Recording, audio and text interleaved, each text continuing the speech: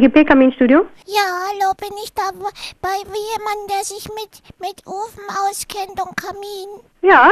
Ich brauche euch mal. Aha. Ja, weil ich habe ein ziemliches Problem. Aha. Was ist das denn für ein Problem? Na, wir sind doch jetzt umgezogen. Mhm. Und in unserer neuen Wohnung ist ein Kamin. Mhm. Und bald ist Weihnachten. Hm. Und der Kamin ist viel zu klein. Ist zu klein. Ja, Mhm. weil da kommt ja der Weihnachtsmann niemals durch.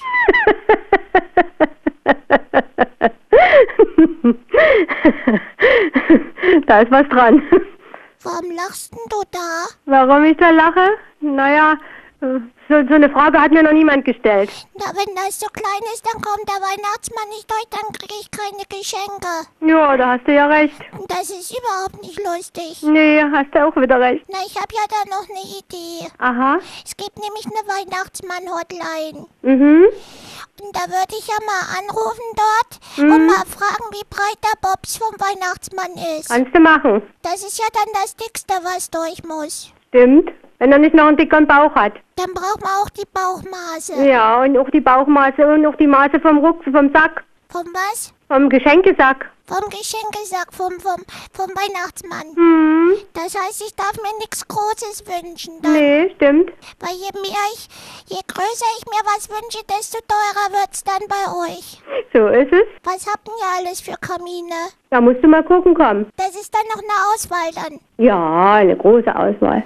Weil wir brauchen, macht ihr auch sowas mit Matte unten drin? Mit was drin? Mit Matte? Mit einer Matte. Aha, warum?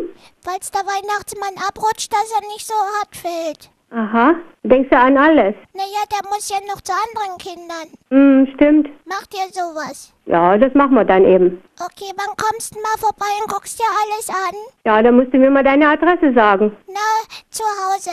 Ja, dann sag mal an. Im 2. Stock.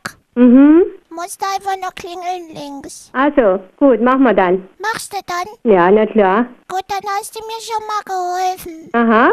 Wünschst du dir irgendwas? Ich mir? Nö, ich bin schon alt, ich brauche nichts mehr. Wie alt bist du denn? Ach, uralt.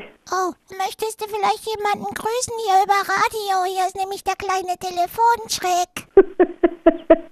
Ist ja klasse.